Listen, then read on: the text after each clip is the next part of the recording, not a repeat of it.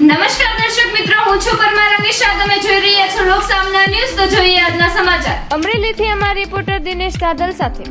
અમરેલીના પીઠવાજાલની સીમમાં 5 વર્ષની ખેતમજૂરની બાળ પર સિંહે કર્યો હુમલો.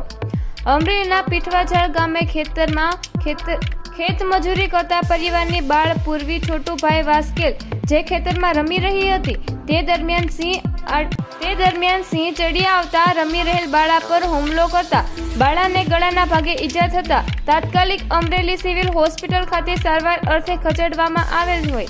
આ ઘટનાની વધુ જાણકારી પીઠવાજાલના સરપંચ પાસેથી જાણીએ. મારું ગામ પીઠવાજાલ છે. ભાવેશભાઈ વલ્લભભાઈ દેસાઈ. હાલ અત્યારે હું પીઠવાજાલ સરપંચ તરીકેની ફરજ બજાવું છું અને મારી વાડીએ મજૂર રહેતા હતા. બીજાની વાડીએ કપાસ વીણવા ગયા હતા તો ત્યાં છોકરાઓ રમતા હતા અને જંગલી પ્રાણીએ એને ઈજા પહોંચાડી છે અને 2-3 દિવસ ત્યાં એવા સમાચાર હતા કે અવારનવાર આટા મારે છે.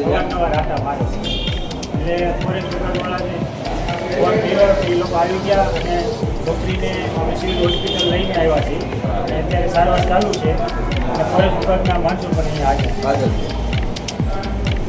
તો ફરી મળીશું એક નવા સમાચાર સાથે. ત્યાં સુધી જોતા રહો લોકસામના.